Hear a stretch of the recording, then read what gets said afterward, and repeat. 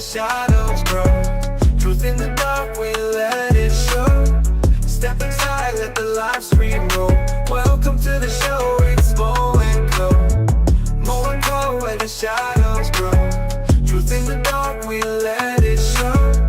Step inside, let the live stream roll. Welcome to the show, it's Mo and Co. Late night vibes, the case unfolds. Stories hidden, mysteries cold. Every detail, every clue we find. Digging through the silence, leaving none behind. We shine a light where the dark won't go. Justice speaks loud when the truth takes hold. From the crime scene whispers to the echoes untold. We bring it all to life, it's Mo and Co. Mo and Co, where the shadows grow. Truth in the dark, we let it show. Step inside, let the live stream roll. Welcome to the show, it's Mo and Co. Mo and Co, where the shadows grow. Truth in the dark, we let it show. Step inside, let the live stream roll. Welcome to the show, it's Mo and Co. Late night vibes, the case unfolds. Stories hidden, mysteries cold. Every detail, every clue we find. Digging through the silence, leaving none behind. We shine a light where the dark won't go. Justice speaks loud when the truth takes hold. From the crime scene whispers to the echoes untold. Bring it all to life, it's Mo and Co. Mo and Co, where the shadows grow. Truth in the dark, we let it show. Step inside, let the live stream roll. Welcome to the show, it's Mo and Co. Mo and Co, where the shadows grow. Truth in the dark, we let it show. Step inside, let the live stream roll. Welcome to the show. Guys, how are we today? I'm so glad to see you. Hey Van, how are you? When I was making this new background, it reminded me of my holler, but it also reminded me of you because I know how you'd be right at home there. I I'm so sorry that I had to reschedule yesterday. It's only the second time that I've had to reschedule, and the first time was no Wi Fi. And then yesterday it was about the AWS systems was down, and I'm not sure really exactly what that is, but I know it's something to do with the cloud. And I know that my doorbell was out, and then I come on here to try to change my title, and I saw that it was messing with this too and Amazon. So it was just a mess yesterday, but I'm proud of myself because it's only the second time that I've had to reschedule, and I hate to do that. Like, I want my follow through to be on point, say what I'm gonna do. So, but I'm glad that you guys could join me today. It's actually only been, we were last here together last Wednesday, and so very much has happened since then. You guys know that I usually only do one live stream a week because I research so much and I put so much in. It's hard to do more than one, but so much has happened. It hasn't even been a whole week yet. But first, before we get into Kada's case today, there's something else that I want to show you guys. Let me get it here. I want to tell you guys about little Melody Buzzard. She's 9 years old, and these are the most recent. She's a lot younger here, and then this photo of her is from about 2 years ago. And this is the most recent photo that they have of her. Her mom isn't cooperating, so that's probably why they don't have any more recent photos. But it's called Lompoc, California, and it's about 60 miles from Santa Barbara, but it's still Santa Barbara County. And the investigation began last week on October 14th. Melody is in a I'm not sure exactly what it was. I haven't been able to. Hey, Wolfie, how are you? Good to see you. And B Crumbs, good to see you. And Tony, happy Tuesday. It's good to see all you guys. Um, so it she does. I haven't been able to deep dive into her case yet, but really there's not been a whole lot. She is part of it's like a homeschool program, but the local school district still keeps up with them. And they called authorities when they thought she hadn't been seen in over a year. So that was the first information they put out, that she hadn't been seen since August of 2024.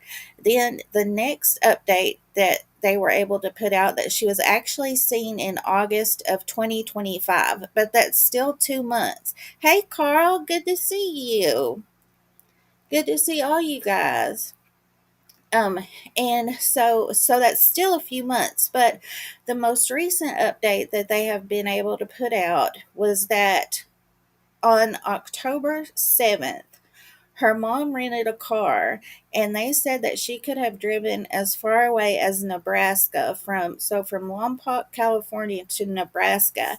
And it was actually a rental car. So they don't have the car anymore, but they're saying it was from 10/7 to 10/14, so about a week. And they're asking for specifics about a rental car that she drove with Melody in, and they haven't been able to pinpoint Melody's location after that. And it is a white Chevrolet Malibu with a license plate 9MNG101. And the exact wording was, to locations outside of Santa Barbara County, to include as far away as the state of Nebraska. The vehicle was determined to be a rental car and no longer in Ashley's possession. So if you guys could check your cameras and things like that and see if you have, hopefully that they can do, I think they're called flock cameras, where they can, and the license plate readers. So hopefully there is, and then this is another photo of her from a family member. I did see where her mother, Ashley, her family said that she's had a lot of mental illness, and neither side of this little girl's family has seen her in years. And her dad passed away in 2016.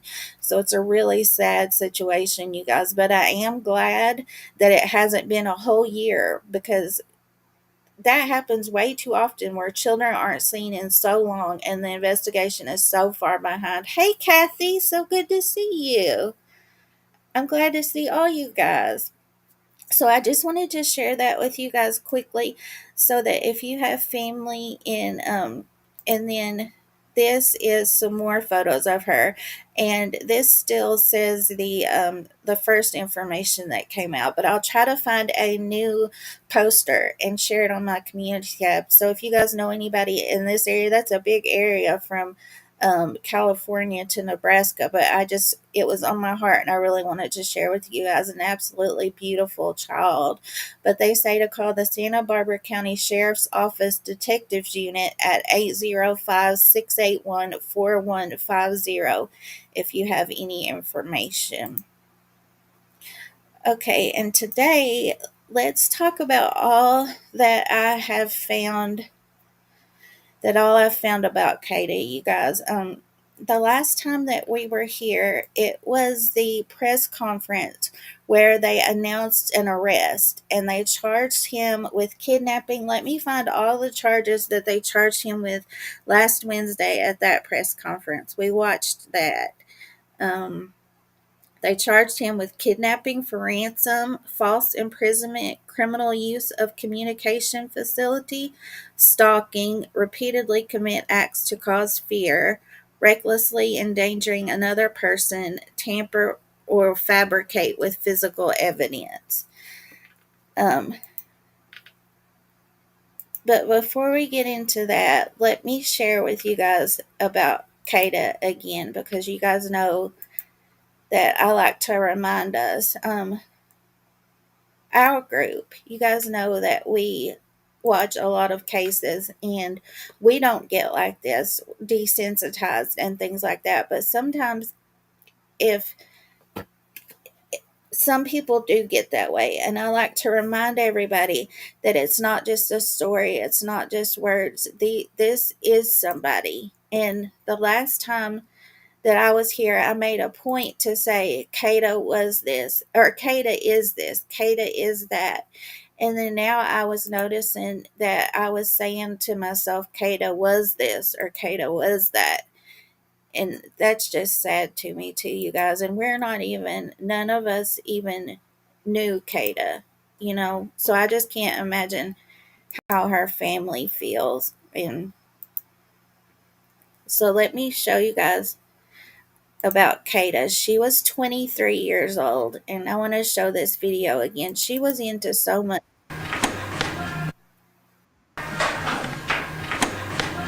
This is She was Kada, little, I beautiful believe. picture that she's doing.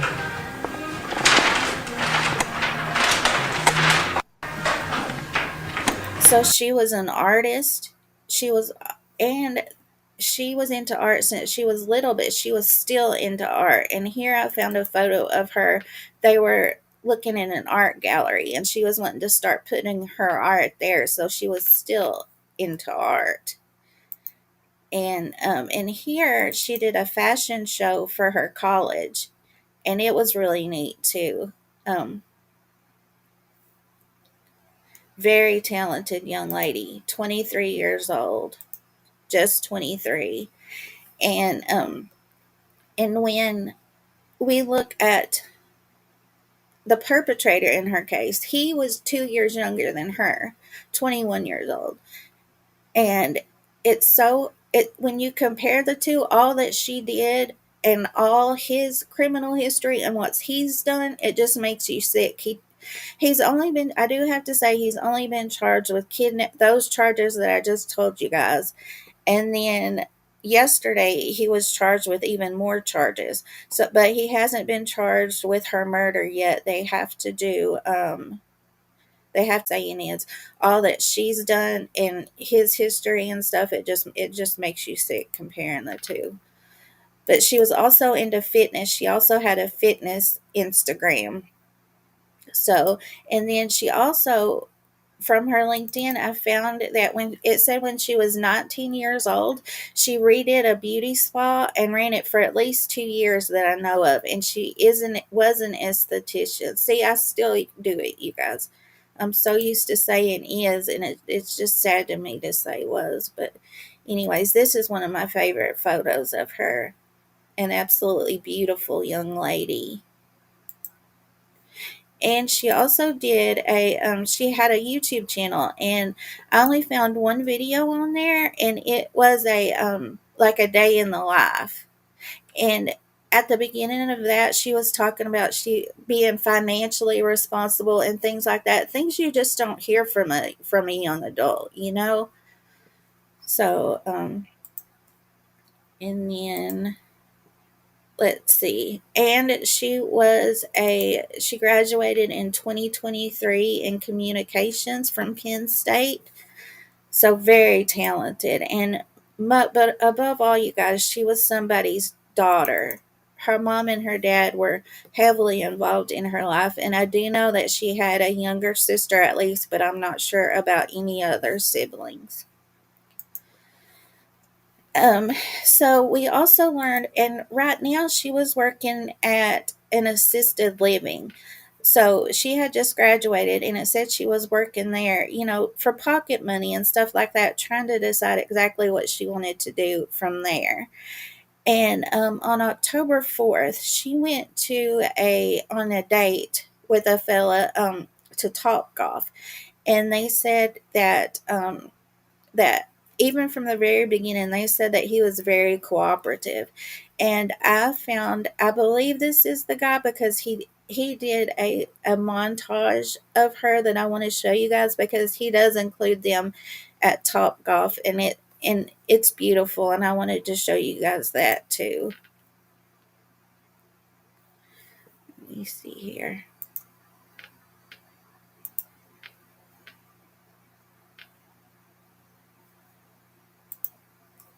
Okay, let me come back and get you guys.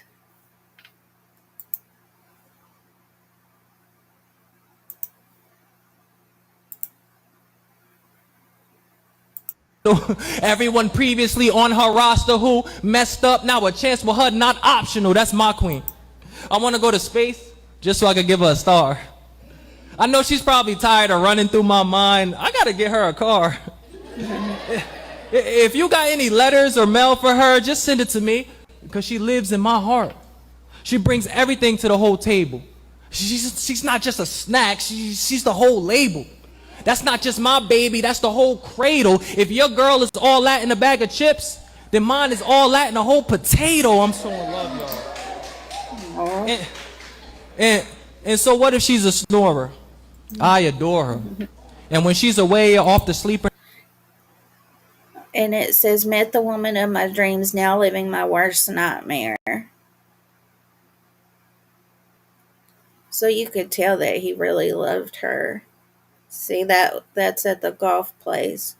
So that's why I'm thinking that she was, they said that she got home about 9:45 on October 4th and only had about 5 minutes to change into her work clothes before she went to her shift at the Terrace at Chestnut Hills, Philadelphia, Pennsylvania.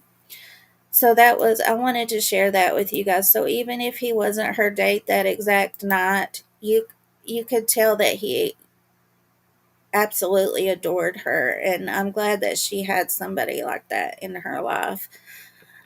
So what we could tell from the last press conference, they were looking for a car. They had caught Keon King, but they were looking for a certain car at this time. And let me show you guys. That car is still involved, but from the press conference yesterday, there's another car involved. So after that press conference, they did find that car. They said that this is that the whole community, that they never seen. It's been unprecedented help from the whole community. But I have been calling Keon King the pocket pimp because he's short as can be, looks like to me. But I think that he should be glad that I'm not calling him something worse. But look at this, I found this, and I believe that's the car that they were looking for, that they ended up finding right after the press conference. And now we can kind of see why from the previous kidnapping, why he was able to make $20,000 bail. We can see right here. And that's the car they were looking for that they ended up finding. And they also, right after the press conference, they also found, they got a tip that led them to Ada Lewis Middle School. And it's been closed since the early 2000s. And I think they said it's about 3 miles from her work that night. And let me show you guys that, because this middle school has been at the center of attention in this case. And let me see here. Let me show you guys this. So this shows investigators shortly at press conference on Wednesday at middle school. And they said they got a specific tip. And when they went there, let me find exactly, sources said it was her glasses, iPad, and cell phone cases, along with a bank card. And that's what they found at this middle school.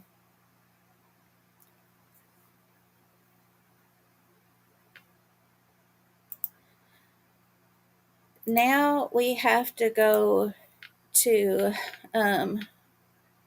13 days. So the day before they found her body, I wanted to show you guys a little piece that her dad did.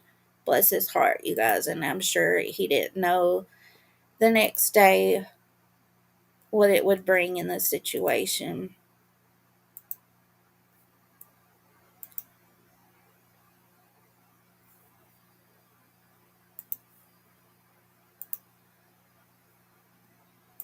Always loved going to the mall shopping. Used to always love the Disney Channel, Hannah Montana, stuff like that. Music videos, Rihanna, a favorite artist. So she always liked dressing up. I believe this is day 13, so each day gets a little bit harder. You know, you try to stay positive. Don't let the negative thoughts creep in. Remain confident until I hear otherwise. I'm just gonna have to stay positive. It's hard, but I am. I'm gonna believe that she's okay until I hear otherwise. Press conference about the young man the other day. We heard that when everyone heard it. Figure out where she is. Our evidence is pretty clear that she was in communication with an individual. That individual appears to meet her very shortly after she leaves her place of work, and very shortly after that, she disappears off of the footprint. We set up the GoFundMe so we can solicit like credible information or tips regarding Kada's safe recovery. So all that money goes to the credible source that can speak with the cops, with the police, and get Kada home safe. As a family, we're still hopeful, we're confident. We raised Kada. She's a strong, beautiful, young woman. She knows how to take care of herself, so I'm going to stay positive and think she's okay. She's going to make her way out of it. So I'm confident. I'm still hopeful that she's okay.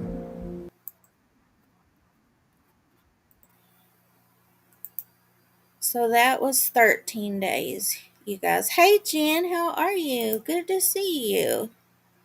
Yeah, Carl, I know that there's a lot worse words I could call him, so he's lucky that that's all it is right now. You feel me?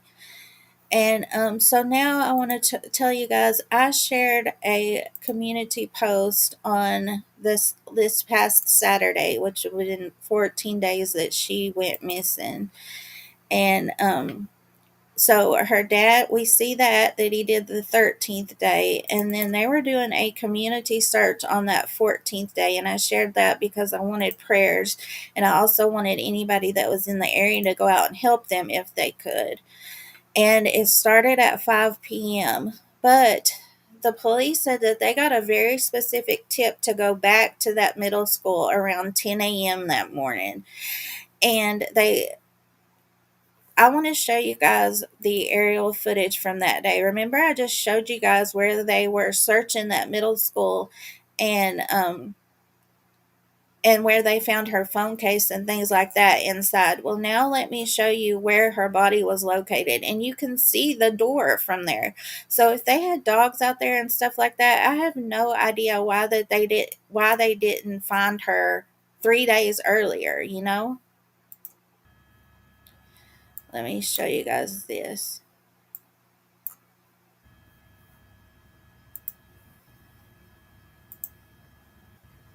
So see, that looks like the back door right there of the middle school that they were just inside, mere feet from there. So I don't understand that. And the community was even there the night before her body was found, and there's a lot of side quests that we could go down where an aunt by marriage was there, and you do hear somebody saying help in a video, but she says that she I think she says that she talks to spirits or something like that, and I do know that that is true. But I just sometimes, but I just don't. I only deal in facts mostly on my channel, you know. So I don't want to talk about that. But it is weird that she kept everybody kept saying go back to this middle school. But I don't know. I'm so glad that they did that morning and found her before her family was holding that search at 5 p.m.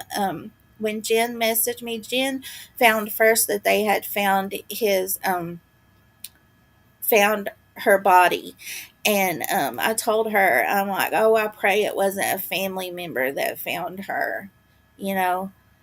Carl says, I really don't have much faith in dogs. It seems like some hit and miss junk science stuff to me. Yeah, it really, really does. They could be having an off day, or who knows. That's true.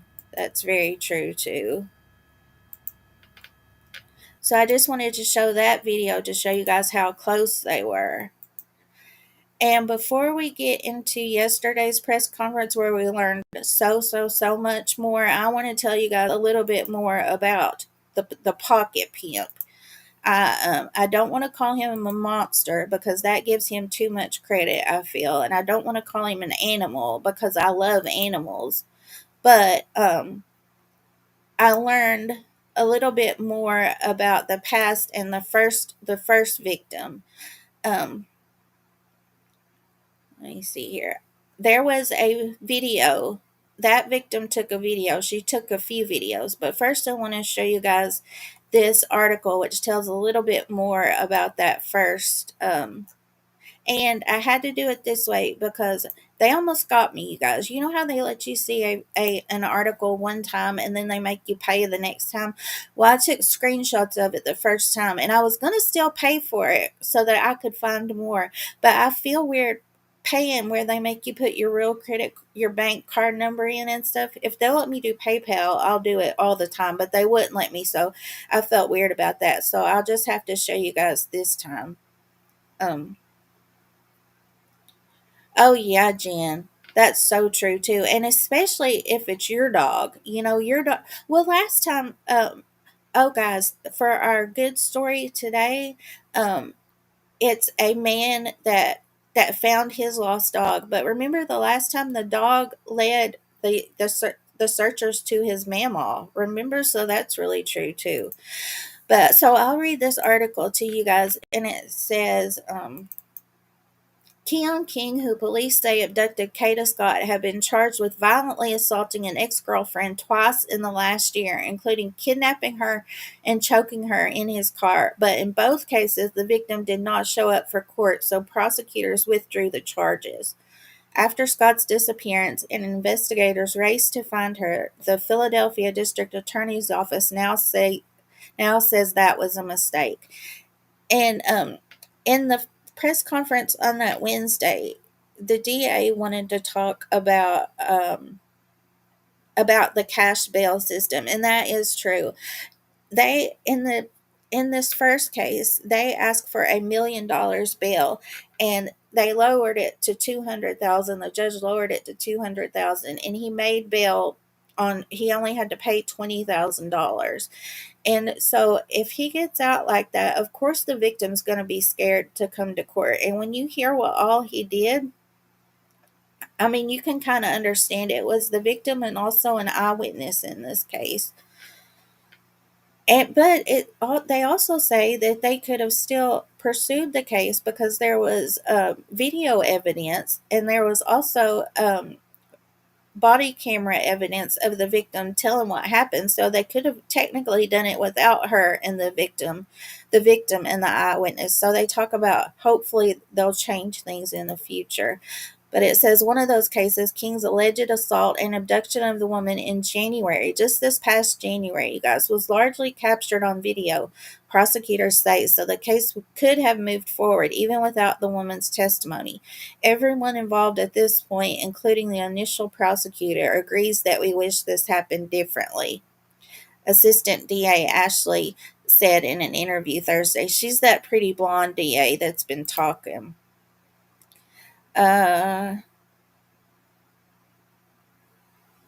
admission by prosecutors in an Inquirer. This is from the Philadelphia Inquirer, too. That's the name of the paper. Review of court records shed light on what law enforcement officials described as King's pattern of violence against women. Scott had told friends and family that someone had been harassing her, police said, and King was the last person she was in contact with before she walked out of work and disappeared. They still haven't said whether he was the one that was harassing her or not. They're holding that part close to the vest. Could we have stopped him from doing what he was doing? I don't think so, Ashley said of King, but do we all wish we could have pursued it in a different way? Yes. Hindsight, she added, is 2020, and domestic violence cases are challenging to prosecute without a cooperating witness. It's easy for me to sit here as a prosecutor for 12 years and say what I would have done, she said, but the reality was it was a younger, less experienced prosecutor facing an uncooperative witness. So they're kind of blaming it on younger prosecutors, the judge, Hey, Astro, how are you? Good to see you. Hey, hippie chick, good to see you. Good to see all you guys. Yeah, I agree, Astro. You you have to think about the next victim, you know. Uh, so let's see here. Most cases, except for homicides, are initially assigned to prosecutors in the municipal court unit, which is typically staffed by younger attorneys who are often fresh out of law school and handling dozens of cases at once. That's what happened in King's case. On November 15th, so this is what I was interested in the most. So on November 15th, 2024, prosecutors say King broke into the Strawberry Mansion home of his ex girlfriend through her window and refused to leave for 2 hours.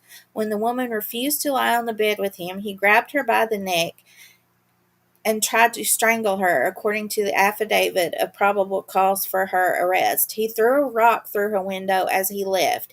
About a month later, King was arrested and charged with burglary, strangulation, and related crimes. So, why did it take a month for him to be arrested in that case? What all could he have done to her in that month? Well, we're going to see.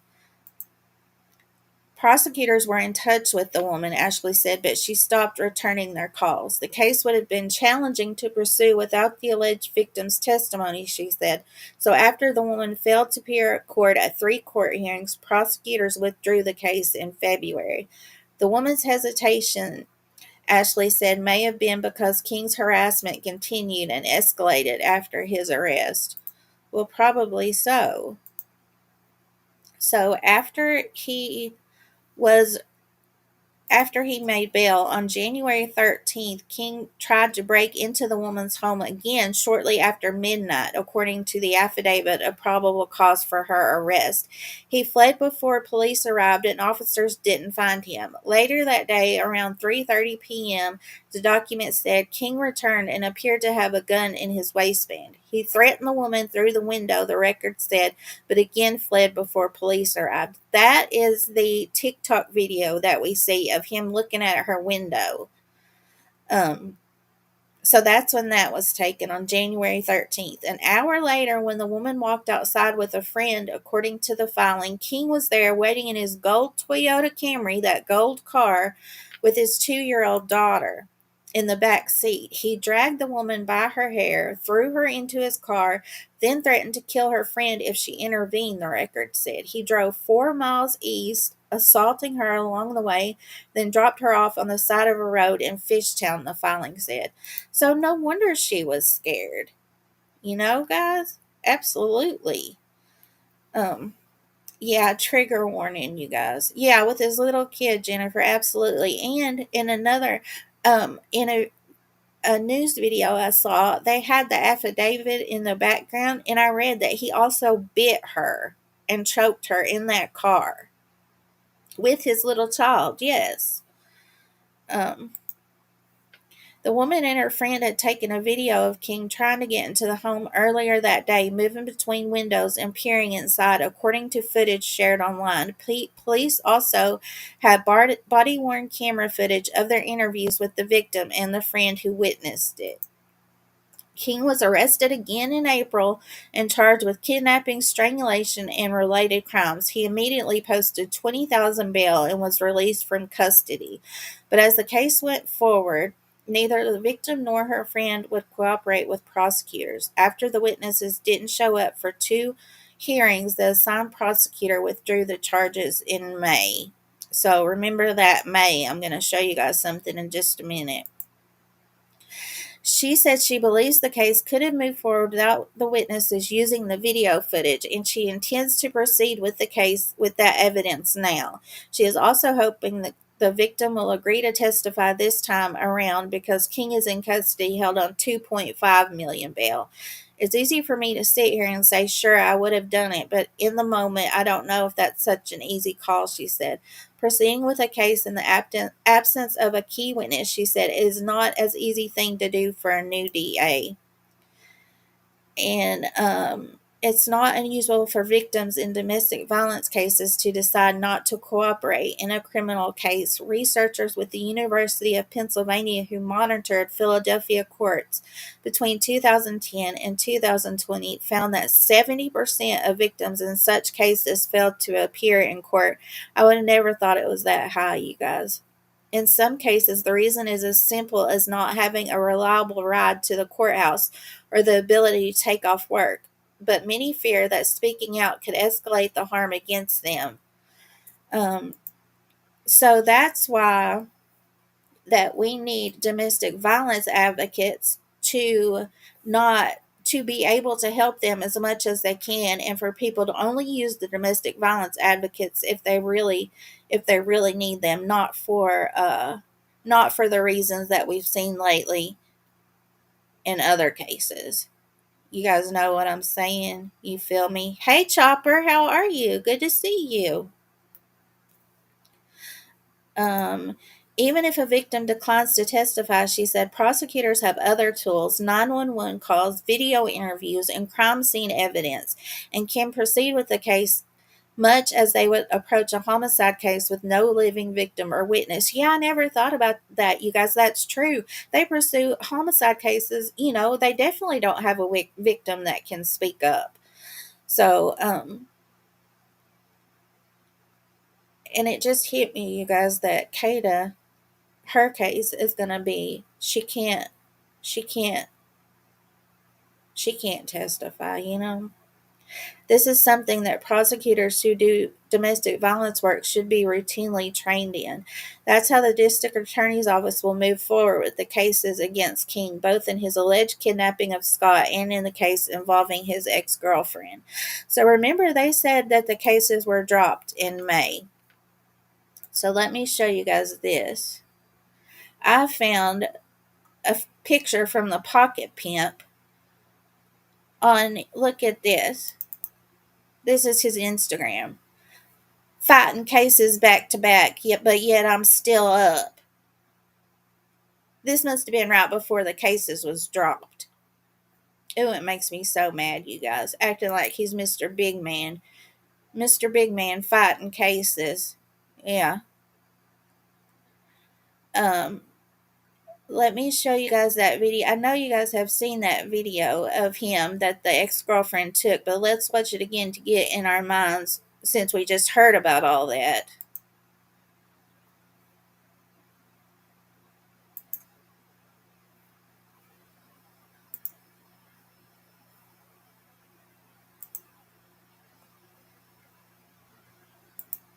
Here, call the cops.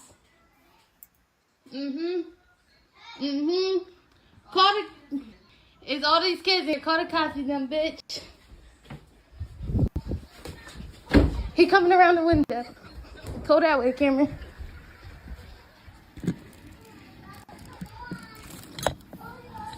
Yeah, bitch, go away. Bye. Go away. Bye. Yep. Bye. Bye. Keon out here. Go away, bitch. Don't come over here. Karen, call.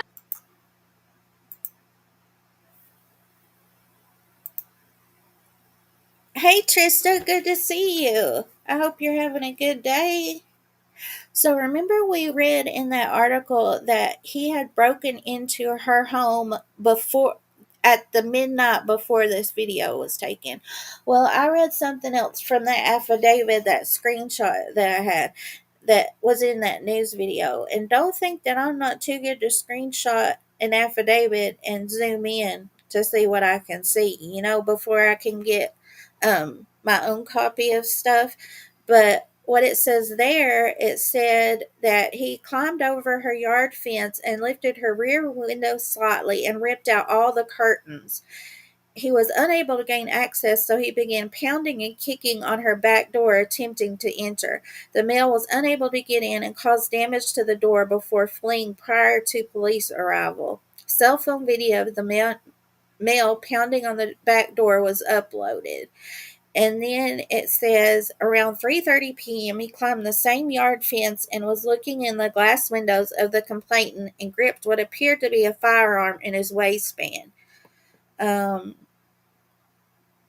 and it said about an hour later, when the victim and the witness were exiting the property to walk to the store, when Keon King exited the Toyota Camry and grabbed the complainant, dragging her into the front seat of the vehicle. The offender then drove off at a high rate of speed with the passenger door still ajar and his 2-year-old daughter in the back seat. Mm-mm. Prior to putting the complainant into the car, he threatened to kill the witness if she got involved. The complainant attempted to get the male to stop driving, but he became aggressive and bit the complainant's face and choked her. The offender finally dropped the victim off where she flagged down a patrol car. And that's about all I could get from that screenshot, you guys. But yeah, so after he did all that, bit and choked her and stuff like that, then he wants to post that screenshot saying, "Still fighting cases, y'all, but I'm still up." How disgusting. Absolutely disgusting. Well, hopefully he stays in now. So now let's watch the press conference where he did get new charges, you guys. New charges, including arson. So remember that car that I showed you guys in the background of with him and all that money? That's the car that they were looking for at the Wednesday press conference that they found at the Gypsy Lane condominiums. And now that he's in trouble for arson against another car, and it is a black Hyundai Accent. And they said that they have the black Hyundai Accent on video shortly after she left work, and they believe that she was killed within 20 to 30 minutes after she met him. They had been in contact for a few hours by text, and then when she went to meet him from her work, and she obviously planned to come back, and but they said that they have the black Hyundai Accent on video of a rec center beside the middle school that we just saw, and it shows that car pulling up and staying there for a day and a half. Then it shows it being burned on the 7th, I believe. So, and that car was stolen a day before she even went missing. So that's first degree, that's definitely pre-planned in my opinion. But one of his new charges is conspiracy. So I'm hoping conspiracy definitely means somebody else was involved, right? So hopefully they're going to catch whoever it was. His new charges are arson causing catastrophe, conspiracy, unauthorized use of an automobile, receiving stolen property, reckless endangerment of another person, and tampering with evidence. So let's watch that from yesterday.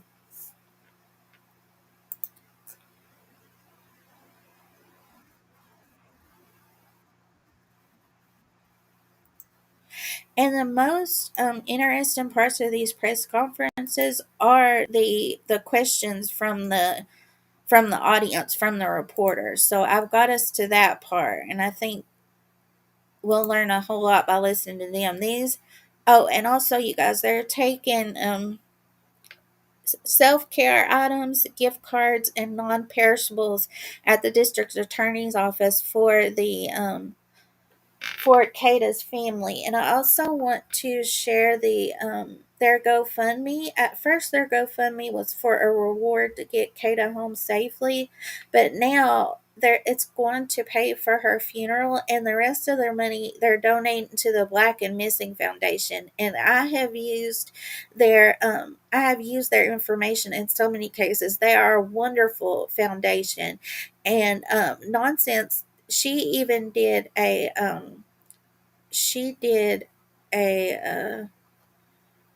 what's it called, you guys? It's left my mind.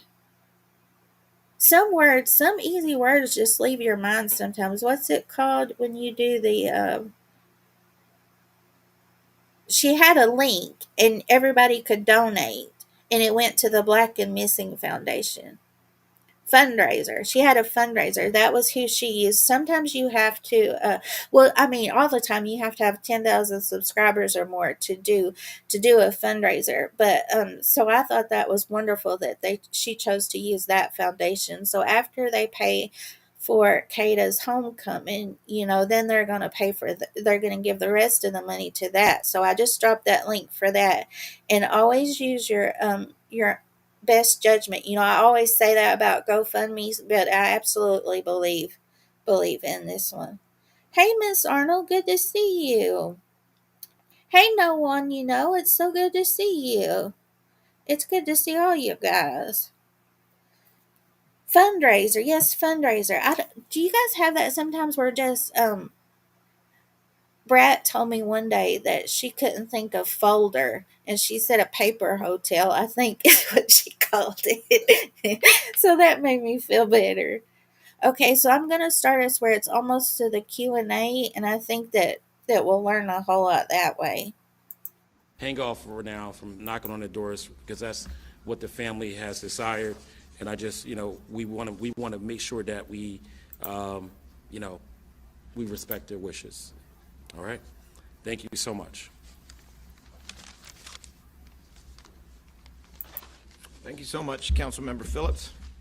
All right, at this time we will go to questions. I would say this, as I look at this list, this is about as long a list of journalists as I've seen in quite some time. So, a couple of ground rules. Please try to confine your questions to one or two. If there's additional follow-up, we can try to address that later, just so we can give everyone their opportunity. Number two, these questions I'm going to ask you out of respect for the family who are present here should be on the topic of today's press conference, please. And that's not the first time I've requested it. I'm sure that you understand why. And to the extent that you can confine them to the topics we are addressing today, please understand this is an ever-evolving, developing situation, both in terms of investigation and prosecution. There are things that we know today that we cannot tell you. And we cannot tell you for a variety of reasons: the integrity of the investigation, safety, the trauma that the family is dealing with is not best handled by their finding things out for the first time in the media. So we will try to be as transparent and open as we can, consistent with those obligations and consistent with the purpose of this press conference, which is to respect the family's needs and wishes. Channel 3 CBS, I see Joe Holden and Josh Sanders. Yes, good morning. Good morning. I'll try to rattle these off, Mr. Krasner. First, can you give us any more information about the tip that leads police back to Ada Lewis? Secondly, how does she really meet Keon King, if you know? And third, have there been any conversations about how King is out again after multiple, are you training people in your staff? All right, so that's three questions. Let me address the third one. We are always trying to do better. We have acknowledged, and I'll acknowledge again, we could have done better with respect to one or more of the decisions that were made in a case that was otherwise handled well. And we are looking at a variety. I boosted the audio so you guys watch your headphones, because I know that it's really hard to hear the news anchors and the journalists when they ask questions sometimes, and sometimes you can't figure out what question they ask by the answer. So I boosted it a little bit, and you guys let me know if I need to turn it up some more. Variety of different options that I think are appropriate for the lessons that we have learned in this case. As for your other two questions, I'm going to ask Ashley Tizlowski to come forward to answer them for you.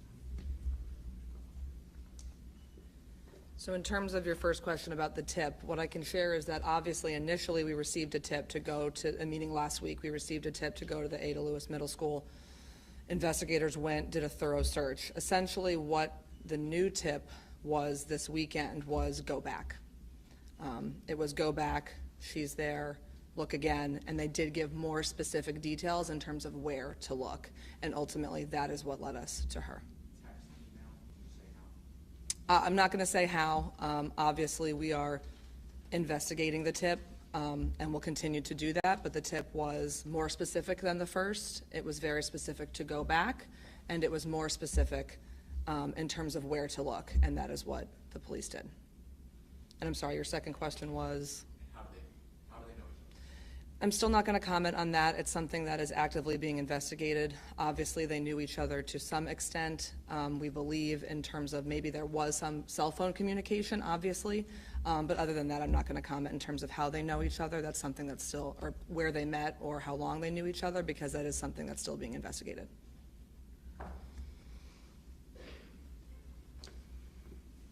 Channel 6 ABC, Tarhonda Thomas. Did I pronounce?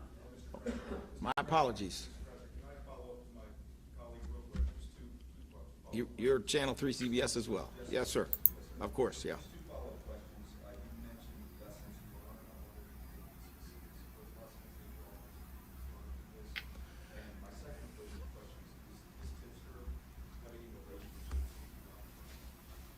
All right. So we're now getting into.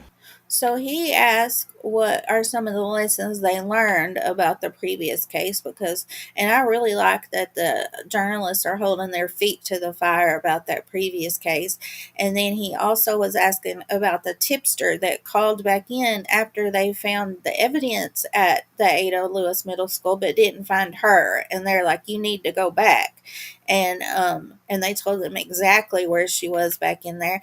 And you guys, I also found an interview of a community member that had done search there on the Friday before the Saturday that they found her. And he said, and like, trigger warning, but he said that they found the fresh dirt and found insect activity back there.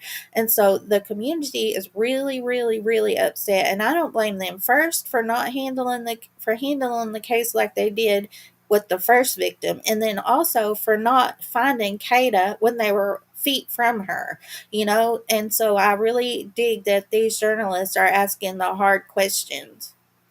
And I'll try to, if you guys still can't hear, I'll try to read them out what I can and relay them to you guys, because if I turn it up much more, this guy's going to blow our eardrums out too. 5 questions from one station, but let me see what I can do for you. All right. I'm not going to get into all of the specifics, other than to say that we have already discussed in this office the value that we have seen for certain kinds of cases in specialization. It's something that we have done before in changing the way things have been done literally for decades in this office. I'll leave my comment on that point there. Your second question again, sir? The tipster, are they related to Keon King? When you say the tipster, you're speaking of the tipster for the...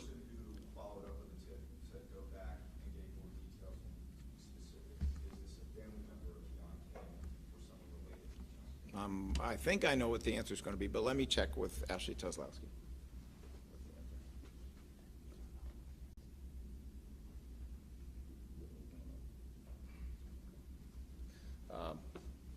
Well, that answer is a little different than I expected. The answer is we don't know, and we are investigating it at this time. All right.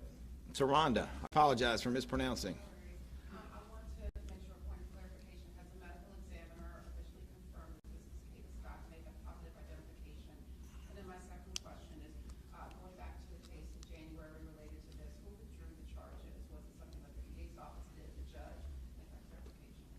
So as for your first question, it has been confirmed that these are the human remains of Kada Scott, and that has been confirmed by DNA. I believe that's also been reported. There was some erroneous reporting that it was quick DNA. It was actually not quick DNA. It was the regular DNA. So that is resolved. And I'm sorry, your second question? On the press conference before this, too, I wrote in my notes, they're trying to pass the blame and pass the buck. And that's exactly what he even said, that after they said that they asked for the $1 million bail and that the judge set the $200,000 bail, he said that they could have appealed it. But what you do is you have to call the judge in the middle of the night at 3 a.m. And he says it's a risk that you weigh because judges are mad when you wake them up. And sometimes instead of raising the bail, that they could actually even lower it. And so he was trying to put the blame on the judge, but in this one, he kind of backtracks it because the Philadelphia courts, they actually said, I don't have the whole statement, but it says the DA's comments are appallingly disrespectful and a sad attempt on his part to find a scapegoat for his own failings on this matter. So the DA is blaming the courts, and he's also blaming the cash bail system. And so on this one, he's trying to backtrack it, and all of them messed up. And in my opinion, all of them messed up. And if that would have changed, if they would have prosecuted the case without the victim and the eyewitness, just like they do homicide cases, like that lady said, they do that all the time, of course, without the victim or without witnesses, then Kada's life could have been saved, in my opinion. Absolutely.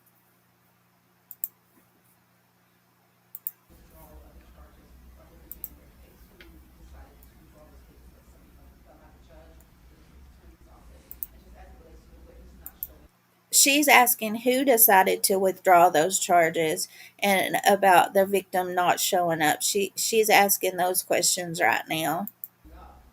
Would it have been sufficient if that witness, for instance, gave a statement to police that was on video? Was that something that was there and not able to be used? So Ms. Thomas, this is something we addressed previously. I'll go over it again in summary form. But this is a situation in which there were actually two witnesses. There was a complainant, there was an eyewitness. There were good efforts to have the case prepared, to contact them, to speak to them. There were good efforts to subpoena them. Nothing is perfect in this life, but that was all handled well. The case was marked must be tried by a judge at the first listing when these witnesses did not appear. Neither one of them appeared for either one of these two listings.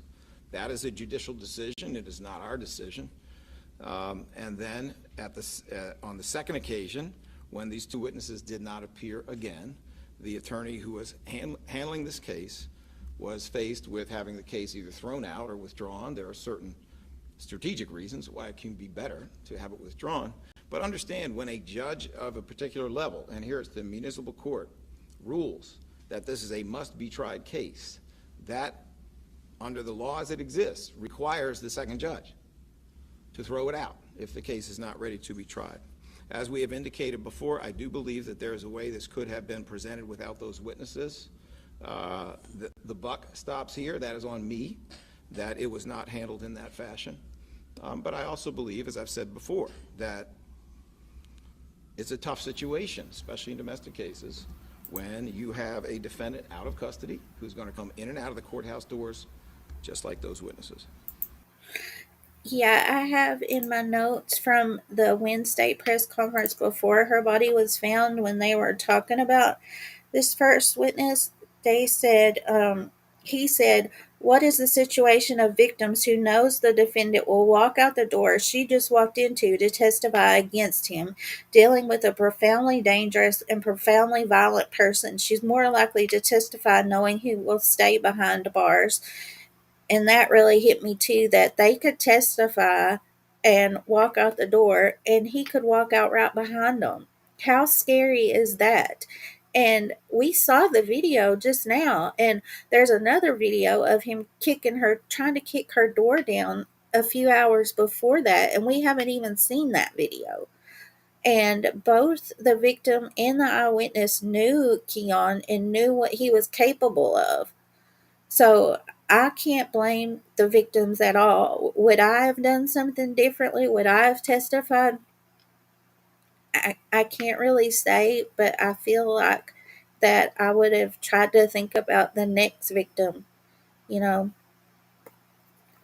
So changes definitely need to be made, definitely. But you guys, I do have to say that on that video that we just watched, she does do a follow up video and she says she's not telling anything else. She's not going to be on social media about it anymore because the case is moving forward. So she is going to testify now if need be. So we do have to remember that.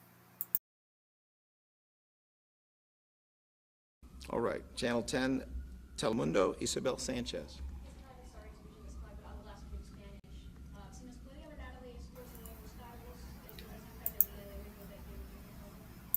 I'm going to fast forward through this because I don't understand it, and I think that he is saying the same things that we just heard. Well, maybe let's see if we got captions. English. Let's see if it does English captions.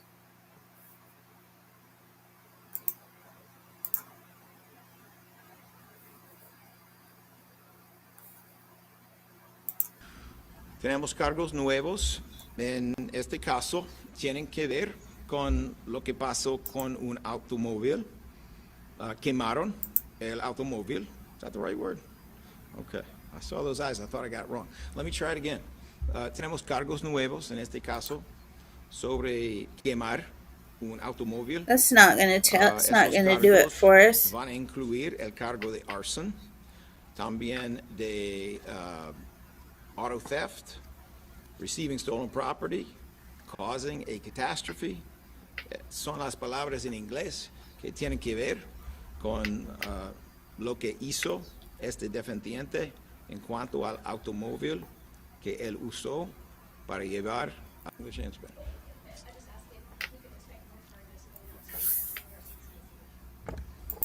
I do have at the beginning, they did read a statement from Kada's family, and I do have that, and I'll read that to you guys at the end.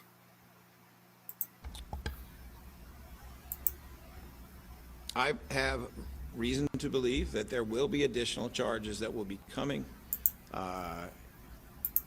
Exactly when is unclear, and it may be two different groups of additional charges.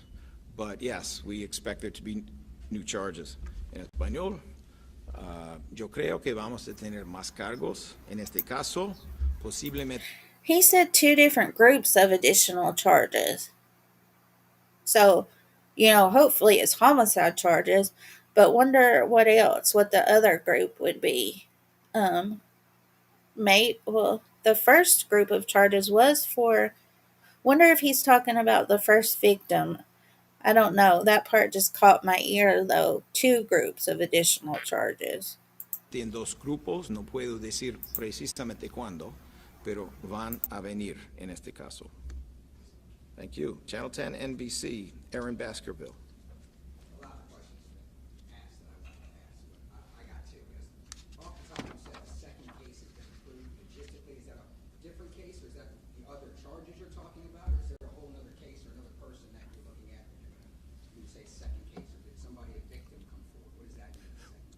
When I say a second case today here, what I'm talking about is that this arson of this automobile is a second case. Please remember that these events didn't all happen in a 30-minute period of time. These happen on different days, in different places. They involve different activity. The theft of a car, the burning of a car is different than a kidnapping, for example. So what is happening today is the initiation of a second case that will not only require a second set of charges and arrest, for which the defendant is going to be brought down from custody. It'll require a second bail hearing. Some of the process may occur at the same time in terms of the prosecution itself, because it's part of a larger story. But what we are announcing today in and of itself is a second case. Could there be additional cases if there are other victims who come forward? Yes, there could be additional cases if there are other victims who come forward. There could be additional cases as more evidence develops and we have probable cause to bring more charges for things that happened over this period of a few weeks. So that journalist was asking the same question that I just did, and I forgot. So we're on the same page about that. But in the last press conference, they said that a victim had come forward who there hadn't even been a police report or an arrest about. So that's good. And on my ticker across the bottom of my screen, you guys, I have numbers that if you have anything that could aid in this investigation, please reach out. You can reach out to the district attorney, or you can reach out to the detectives. And if you've unfortunately been a victim of Keon Kings, please reach out to. And the Philadelphia Police Department is 215-686-TIPS, or the Philadelphia DA's office is 215-686-8000. And I also have that in my description if you need that. And they said that their victims advocates are for the previous victim of the kidnapping, that they have spoken to her and her family, and they do have them safe right now. So they said that they're going to use every disposal, use all of the resources their city has to make sure that these victims are safe now. So please think about reaching out if you can.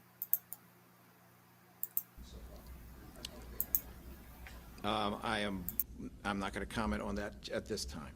My second question is kind of more of the timeline. So just in my head, there's a lot of information. October 3rd, the car is stolen. We believe Mr. King stole that car, and then obviously she disappears October 4th. Then October 7th, the car is found burned and I guess towed away.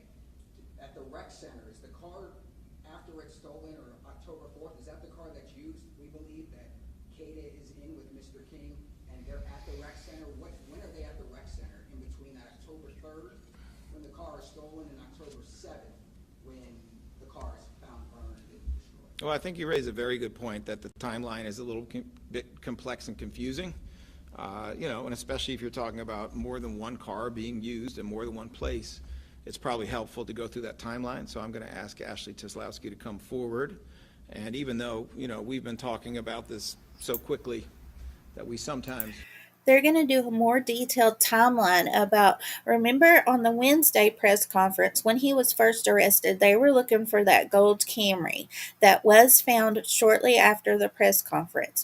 Now they're going to tell us about this black Hyundai Accent. And you guys, I don't know if I told you, but after it was burned, it was compacted and at the junkyard before a tip came in, letting detectives know that it was connected to Kada's case. So I was really, really upset when I heard that at first. But they also said that Keon's phone was in the vicinity when she was abducted, was at the middle school shortly after her abduction, and was also near where the car was burned out. So he's at all three places digitally. So that does make me feel better that the evidence that was in the car was lost, but they still have that. But they're going to get into a more detailed timeline about the black car and the charges that were laid yesterday for the arson and things like that. Don't slow down to identify exactly what place, exactly what car. I'm going to ask Ashley, as best as she can, to explain this as if she were explaining to people who didn't know anything about it. So in terms of the timeline, you pretty much got it accurate, meaning the car was stolen on October 3rd. Obviously, Ms. Scott goes missing the next day. That vehicle then, we believe, immediately goes to the rec center. We believe it remains there for about a day and a half until it then leaves and the car is burned. In terms of what the video showed or what we know about what happened there, I'm not going to comment on. I think there will be an appropriate time for those details to come out, and that appropriate time would be at the preliminary hearing when all of the evidence is presented. But in terms of a timeline, you had it right. October 3rd, the vehicle goes missing. October 4th, she goes missing. We then pick up the vehicle at that location where it remains for about a day and a half. It then leaves and is burned the next day on October 7th. Mr. King stole that car? Did somebody else steal that car? Or you happen to just be in? I don't want to comment about what I believe happened. All I can say at this point is what the evidence that we have. So it was there for... So she goes missing on the 4th. She isn't reported missing until the 5th, when she doesn't come home from her 10 p.m. to 6 a.m. shift that next morning. Her mama reports her missing on the 5th.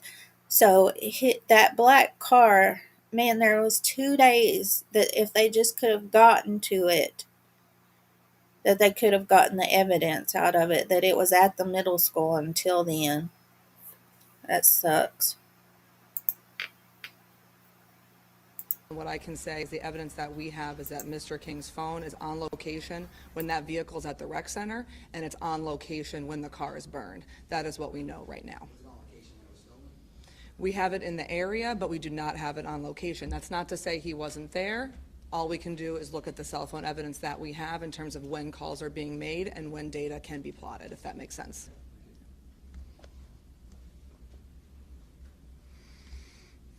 All right, let me see. Channel 17, John Leonard. Do you have any questions, sir? Thank you. 29 Fox, Kelly Rule. I think actually someone answered this, but the video evidence from the rec center, are you able to say if that shows anybody working with King? Or can you comment on, She's asking on the video at the rec center if it's showing anybody else helping King and if there is any more suspects. So that was a great question too. Well, let me just note this, and then once again, I'll bring Ashley up. But you may have noticed that we're charging conspiracy with reference to the arson. Now, that's a separate place and time, but we don't bring charges unless we have probable cause. Let me now ask Ashley to come forward. My answer is essentially going to be the same thing, right? I mean, obviously, we did charge conspiracy, so at this point, we do have reason to believe that other people may have been involved after the fact, but in terms of who those people are and the level of their involvement, I'm not going to comment at this time. It's very much still being investigated. and you mentioned that the car was towed and impounded. Is it believed that King had anything to do with that, or that was just the community making calls saying like if this car happened? There was a 911 call that a vehicle was on fire. So police did respond to it. The fire department responded to it, ruled it an arson, and then at that point, when they were finished with their investigation, the car was demolished. It was burned, so it was taken and towed and compacted and yeah. Demolished before they could pull evidence from the car. Yes. Well, and I'll say, when we got there, it was completely compacted, right? What the tow company had already done, or what the junkyard had done, had already been done. With that being said, the car had been completely burned. And in terms of being able to tell what happened, the fire department was able to say it was an arson, and we're also able to have video to kind of piece things together. So there's no question about what happened. We were able to determine that. Thank you. All right, let me see. Kristen Johansson, KY. She says there's no question in anything that happened. So that makes me feel really, really good that they have really, really good evidence in this case. I like how she said that. There's no question about what happened here. W. Two questions. One for Ashley. How does the car play into gold Camry play in then to this whole? Because we're gonna have to say something about the gold car. Yes, so what I can say at this time is that at the point where the Hyundai Accent is on scene, on video at the rec center leading up to, all of the events we're talking about, the other car, the Toyota, is there as well. And we believe the people in these vehicles are working together. And then the other thing is how much, as far as volumes of how much surveillance video is it? 'Cause I know there was a lot of cameras. So how Let me show you guys this right quick. The gold Camry that they were looking for right here. This is what they put out that they wanted, right? That they were looking for last week. I just want to reiterate that it looks a lot like this car to me. I'm no car connoisseur, but it looks a lot like that car to me.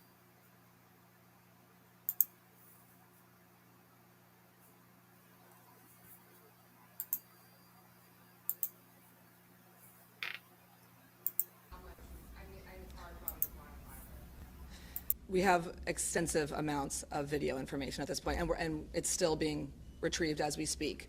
And I expect there will be more. It is a lot of video. What I can say is that, initially when the video was recovered, they were reviewing it kind of in real time as it was being recovered, and that's the information I'm basing this all off of today. There will be more, and there is more, and their detectives will continue to go through all of the video. It's a lot of video. And then for District Attorney Larry Kreiser, there's obviously been a lot of criticism of your office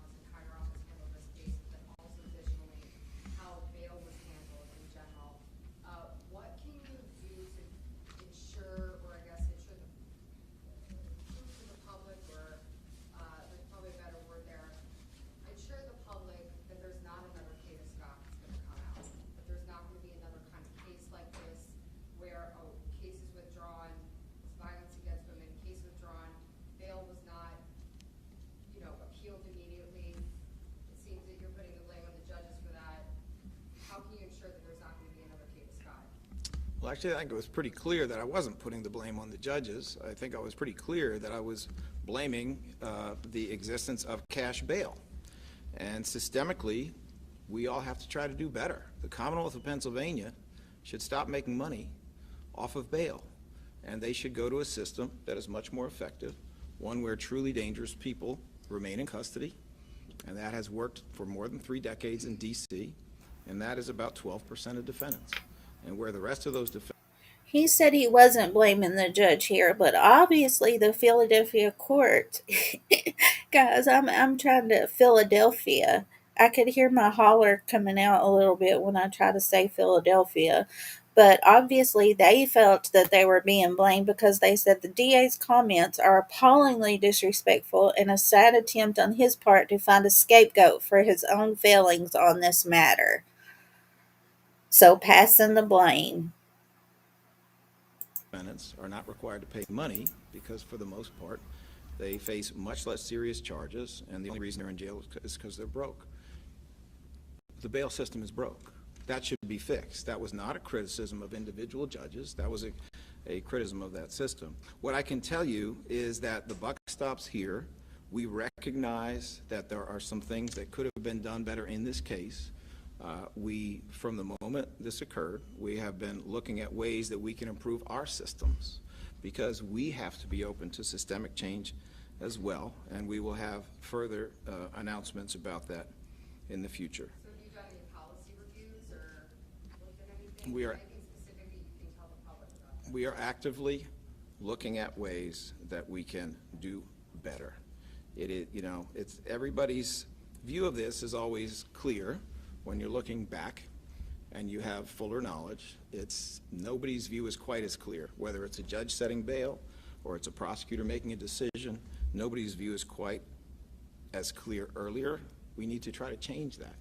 We need to try to find ways to be better at making sure that there are as few errors as possible and that there is as much protection as possible, especially in the current environment women face. Jesse Bunch, Philadelphia Inquirer. So this is also about how prosecutors handled King's prior cases. We're seeing a warrant was signed on King's second case, the kidnapping charge, on January 19th. And then King would be arrested and charged with that several months later. But in February, King would have had to appear in court for that first assault case from December. So I'm asking, why wasn't King taken into custody in February at the CJC if he had that open warrant out for him for the kidnapping charge?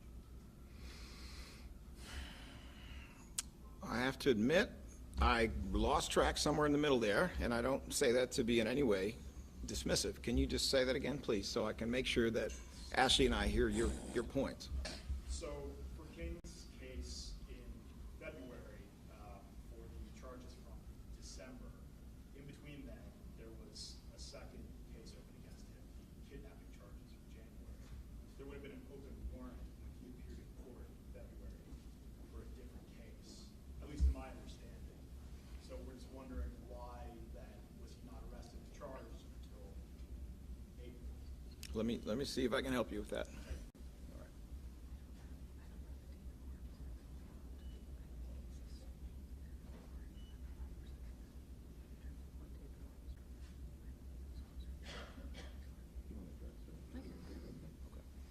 So what I was just sharing with the DA was, in front of me, I don't have the date that warrant was actually dropped against Mr. King. I don't know if you have that or if you're just assuming that there was a warrant at the time, because I know he wasn't arrested until closer to April, and I believe the warrant was closer to that, but again, I don't have the date that that warrant came through, meaning I can't stand here and say that that warrant was active at the time he appeared. I don't have. Either way, there was 2 incidences. One in November of 2024, and he was arrested a few months later, and then in January, they said a few months later. So when I see what the reporter is asking here, if he was, if the January incident was before or after that. So either way, it's a mess, and he shouldn't have got out, in my opinion. That in front of me. I'm not saying you're wrong, I just don't have it in front of me. You know, in terms of when the warrant came through, I don't know. But obviously, once he was arrested, bail was set at that time. All right, let me see. Tom McDonald, WHYY. I know you don't have a specific timetable, but in similar cases like this, where there's a homicide in question, how long does it usually take for the results from the autopsy to move forward so you can charge? I think that's a great question. I'm just trying to, consistent with our need to protect certain information and provide certain information, I'm just trying to figure out how much we can say to answer that. If you don't mind, I'm going to huddle up with Bob Wainwright and with Ashley Teslowski and see what we can say.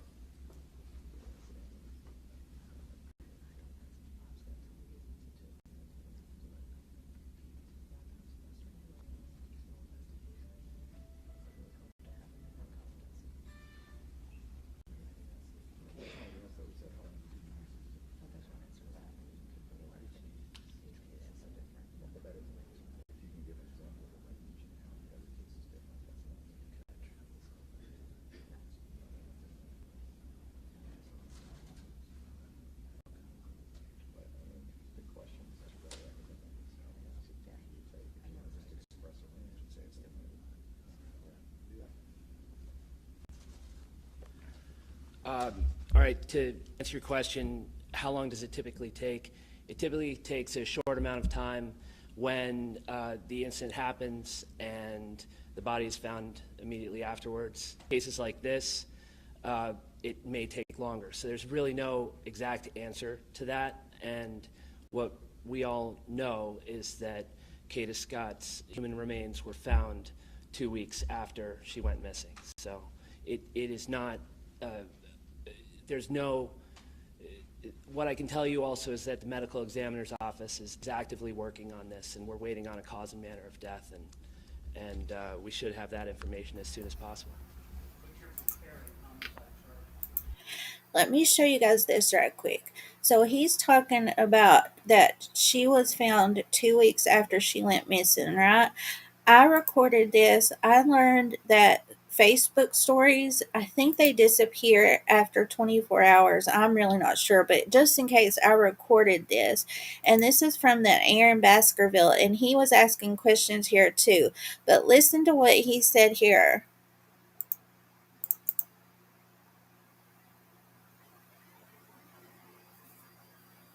Side of the Ada Lewis Middle School, the old school in East Germantown. As you can see, cops are here. And you can see behind me over there, there are officers are back on the scene here. This is where they searched earlier this week for any signs of Kada Scott.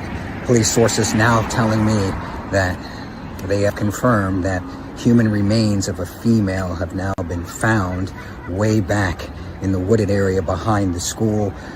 They tell me that the remains have been there for a week or less. So that's the new development right now. There are a lot. So that's really interesting. He said they had been there a week or less, which of course it's going to take a medical examiner and things like that to determine exact time. But why would they be so adamant a week less here? That which of course that's only what his sources said. But still, I wanted to share that with you guys. Okay, we'll get back to this, and I'm sorry for the headphone warning. I turned it down, but I'm gonna turn it back up now. I think that's a fair statement.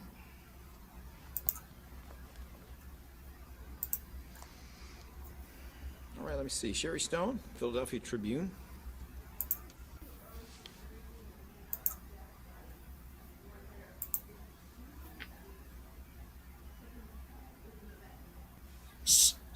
What I can say is we are not in a position to convey that information at this time. There is a very serious forensic effort here to get it right, and we don't want to get ahead of that, but as soon as consistent with the family's needs and wishes, as soon as we are able to confirm precisely the answer to that question, it will be communicated either in a courtroom or in terms of press availability, once again, in consultation with the family. Jack Tomchuk from the Metro.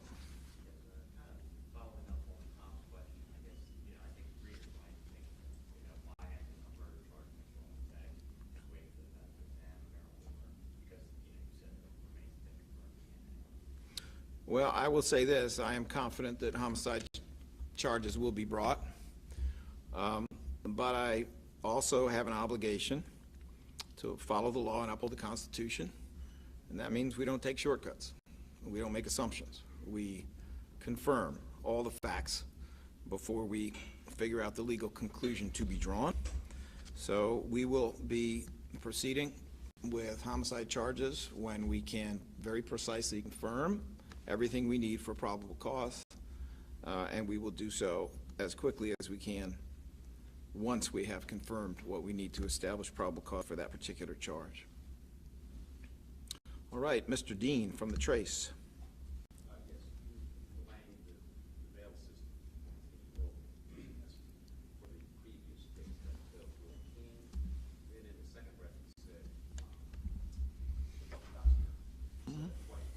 Right.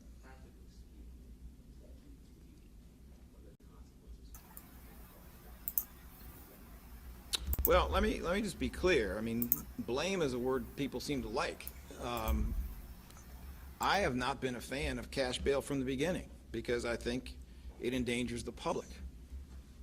I have spoken about this going back almost 7 years, and I am aware of the reasons that it continues to exist in the Commonwealth of Pennsylvania. They're not wonderful. Let me put it that way. That is a truth. I hold that truth. And I think it would be a great advance if this state, the Commonwealth of Pennsylvania, would get away from cash bail and go in the direction of no cash bail, where some people, no matter what their resources, are going to be held because they're a danger. I wish we would go that way. So I do hold that truth, but I also hold the truth that we can do better, that we should try to do better every day, that even though many decisions, many aspects of the preparation of this case were solid, that there were other aspects of the preparation of this case where we could do better. So I say the buck stops here because in an office of 650 people, it is my responsibility. If there is an attorney who makes a decision, and if that decision is not the best one that could have been made. Yes, sir.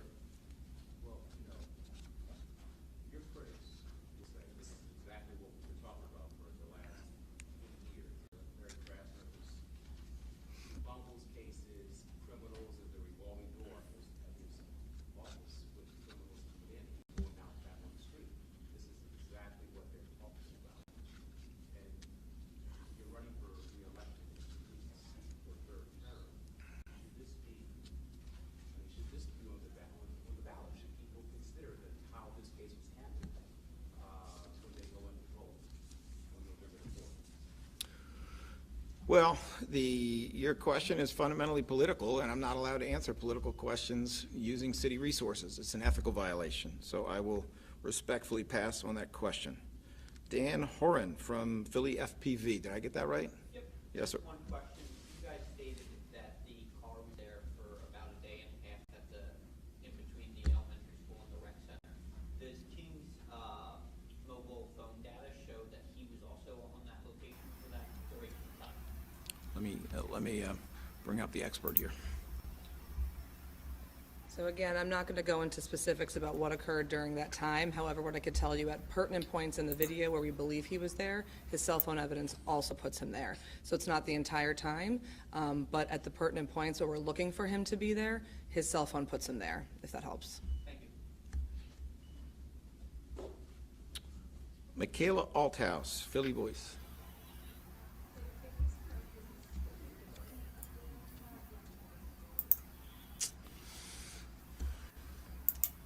So charges against that, as you said, have been refiled. It is listed for its kind of first preliminary hearing listing after the refile on November 4th.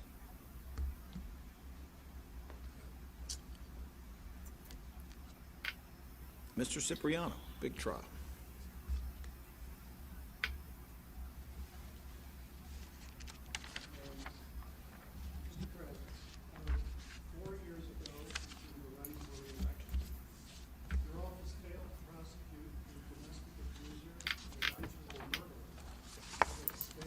I'm going to turn this up because this sounds like we want to hear this.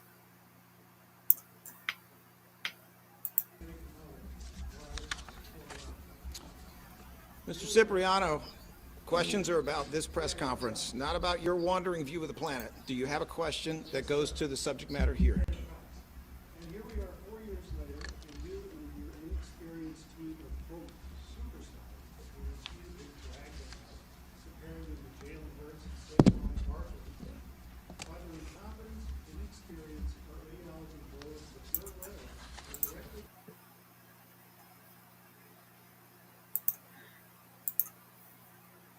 responsible for the death of promising black female quarterbacks. How many domestic violence murders does the city have to endure, sir? How many more grieving families would have to go through the same type of tragedy before you admit you're a failed civil rights lawyer and not a prosecutor?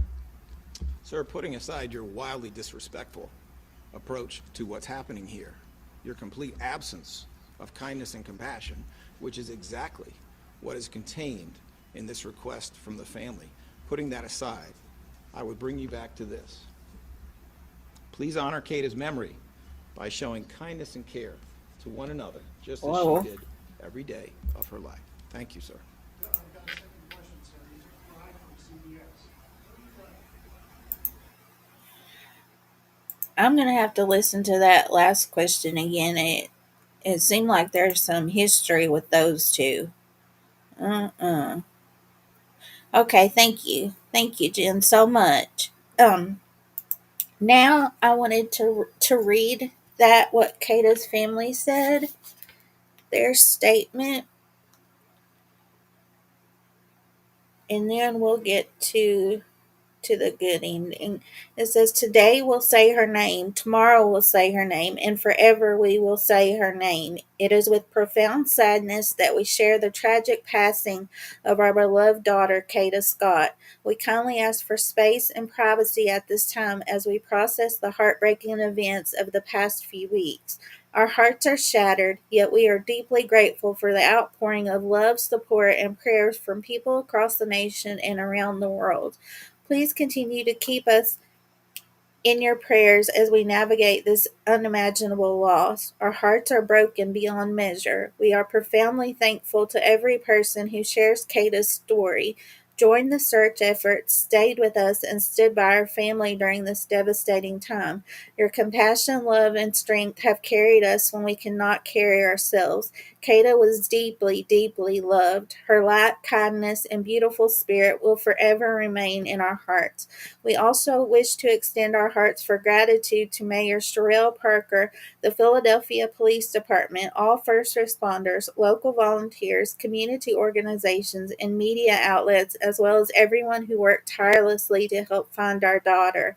Although the outcome is one no parent should ever have to face, we remain thankful for the unity, leadership, and love that surrounded us through it all. As we continue to grieve, our family now seeks justice for Kada. We place our full trust in the Philadelphia Police Department and the Philadelphia District Attorney's Office to ensure that the truth is revealed and that those responsible are held accountable to the fullest extent of the law. Please honor Kada's memory by showing kindness and care to one another, just as she did every day of her life." It's so sad, you guys. So very sad. Um, During, you guys know that the cases that I speak about, they all mean so very much to me. I speak about the ones that aren't spoken about a lot, that aren't in the algorithm a lot, and I get too close. I really, really do. I get too close. And Aaron said, my friend Erin, she said that she does art sometimes, and she says each artwork is like a piece of her, and she said that's what your cases are to you, and I know that they're all a piece of you too, and that's true. And it's easy to get down when the cases that we speak about, when they don't end the way that they should, we get down, and it's hard to keep sharing and keep talking about it because the world is evil, you know. But when I was researching Kada's case, I found another case in the same exact area in 2014, and her name is Carlisha Gaither. She was also in her young 20s. She was a nurse's aide, so she also had patients, and it was the same area that Kada went missing from. And she was taken at knife point, and 3 days people were looking for her. And I was going to share this case with you guys to keep up the hope. You know, I had it. I do my shows in advance, and I had this one, you know, ready while Kada was still missing before, unfortunately, her body was found. Um, and the word got out about Carlisha. It was on video too of her kidnapping. And what happened to save her, you guys, was a farmer, a lady farmer in Maryland. She saw in her field trash from Philadelphia, just a receipt and some other things, and her thinking to call the police and to turn that evidence in is what led to her being saved, I believe. And so her case was actually turned into a Lifetime movie. And when that was coming out, she did an interview. And so I would like to share that with you guys to hopefully remind us that they all don't that somebody saw something and knew something. So they spoke about that. And for also, you guys, in this case, in Carlisha's case, he had also committed kidnapping before. The perpetrator had committed kidnapping before. So to remind us that something needs to be done about this. Luckily, Carlisha's case ended well, but we see when they don't end well, you know, so we need to keep speaking up about these things. So I would like to share a little interview that Carlisha did. Um, and I wanted to end us on this note. I still wanted to share this little interview. She did there is also an hour-long documentary about her too from a movie network. And I'll share that with you guys too so you can watch it on your own time. But I wanted to share this. This is just a short. Tonight, an NBC 10 exclusive. The kidnapping of Carlisha Gaither Freeland captivated our region. Her abduction caught on camera, and the manhunt to find her followed minute by minute. Now, 10 years later, she's speaking publicly for the first time. What she remembers about those 3 days in captivity, who she credits with saving her life, and how she feels now about the man who kidnapped her. Good evening, I'm Fred Shropshire. The story of Carlisha Gaither Freeland dominated headlines a decade ago. Tonight, she's the one telling her story. Investigative reporter Claudia Vargas has our NBC 10 exclusive.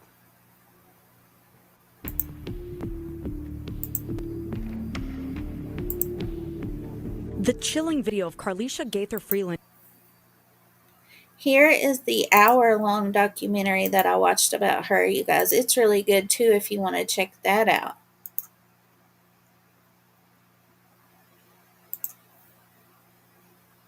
Being snatched off the street as she walked home terrified our region 10 years ago. A manhunt ensued. Carlisha's family begged the public for information. I don't believe that this was just a random kidnapping. It was. Carlisha was found in Maryland 3 days later. She was in a vehicle with Delvin Barnes. I want to scream. Barnes later pleaded guilty to kidnapping. He was sentenced to 35 years in prison. Since then, Carlisha has been piecing her life back together. She is now a mom to a 7-year-old boy. We haven't really heard much about you for a decade now, so how are you doing? I'm doing fine.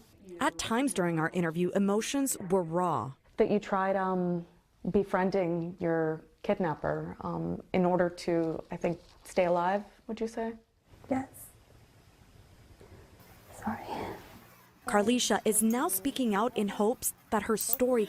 This was a total random attack, you guys. He stopped her asking for directions, and it was caught so quickly.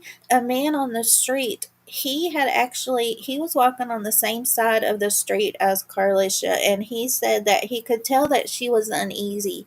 So he crossed the street as to not make her more nervous, but then he heard her yelling and saw her get kidnapped. So he was the first one to raise the alarm in her case. So bless him for doing that too. Can help others. I'm hoping that, that parents, family members who have somebody also out there who's going through this right now have faith. Where do you think you're going? Her kidnapping is the focus of a new Lifetime movie premiering Saturday. It's called Abducted Off the Street, the Carlicia Gaither story. Carlicia tells us that from the moment Barnes grabbed her, she wanted to leave clues for police. I figured maybe if I just leave my phone, since I'm pretty sure it was going to get taken away from me, that somebody knew I was on my way home. And sure enough, Dwayne Fletcher saw her get kidnapped and used her phone to call 911. If it wasn't for him, I don't think I would be here today. As police searched for her in the car that took her, Carlicia offered her captor her ATM card. Police got a notification and found the surveillance video. Just try to get him as much proof that I'm still here. That you're still alive. Carlicia still remembers how particular Barnes was about what they kept in the car. He just wanted his cell phone there. Guys, and I know that it's probably just a coincidence that these two women were just smart young women, but Carlicia left her phone there, and what did they find of Kada's in the abandoned school? We at least know that they found her phone case, and we know that they found her bank card, and Carlicia said that she gave him her bank card to hopefully for him to use it to leave evidence, and so that makes me kind of sad too. But there's a lot of coincidences in this case. His zip ties, hammer, knife, things like that. Multiple zip ties? Were you tied the whole time? I was tied up for the first day and a half. She says he then cut her ties, but would still put her in the trunk. I felt more safe in the trunk. 3 days after her abduction, she was rescued in Maryland. Police put Carlicia and her family in Philly on the phone. Do you remember your first words to them, what you said? I think I cried more to be honest, but just I love them. And what was that first hug like when you got to actually see them? After Carlicia was reunited with her family at a hospital in Maryland, she went home. I still feel like I put my life together, to be honest. I still get scared at times, but I really try to stay very strong because I now have a son, and I just try to stay strong for him. For the investigators, Claudia Vargas, NBC 10 News. And Carlicia also told us part of her recovery and moving on has meant forgiving Barnes. She said everybody has a second chance to become a better person.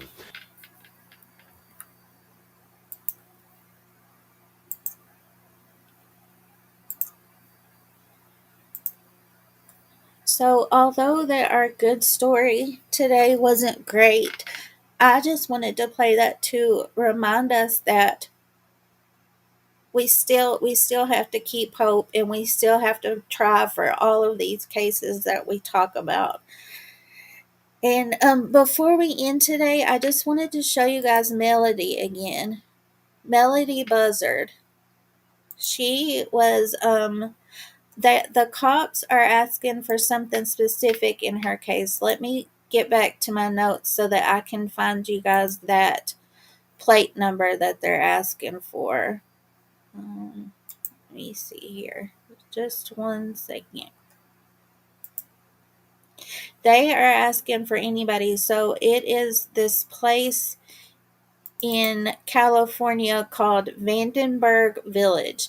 So they are looking for specific dates between October the 7th through the 14th of her mama driving her in a white Chevrolet Malibu with the license number 9MNG101. And it says to locations outside of Santa Barbara County to include as far as the state of Nebraska. So they are asking for that. So please help me keep praying, you guys, that she's found safely. And this is her mama, Ashley. So if you saw her mom driving that white Malibu between October the 7th through the 14th, or if you know anything about this case, please contact the Santa Barbara Sheriff's Office. She is absolutely beautiful. Yeah. Guys, Van is dropping her link and Trista's link. Trista is my other mod. She works during this time, but she's listening. So we hope you're having a good day, Trista. And if you guys could subscribe to her channel, she posts every day something devotional on her community post. So if you subscribe, hopefully they'll start showing up in your news feed too. And Van, she posts wonderful nature videos and pictures, and you can ask her any question about what she posts, and it's not just a Wikipedia answer that she gives you. She will go and find the right answer for you, and I've learned so much from her. So please subscribe to her too, you guys. Thank you all so very much for hanging out with me today. And if there's any cases that you think need more awareness needs to be brought, please leave a comment under this video, or you can email me anytime. Or you can contact me on Facebook too. Okay, I love you guys so very much, and I'll see you next time. And don't forget to take your vitamins. It's starting to be, we need our vitamin C and things like that. Ask your doctors first because I don't want to get sued. But take your vitamins and say your prayers. And I love you all, and I'll see you next time. Bye bye.